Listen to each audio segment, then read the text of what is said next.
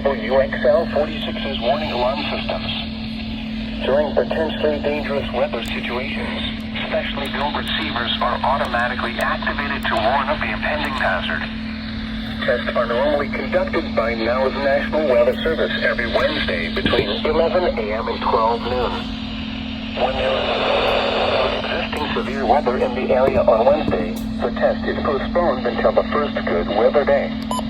Reception of this broadcast and the warning alarm will vary from place to place.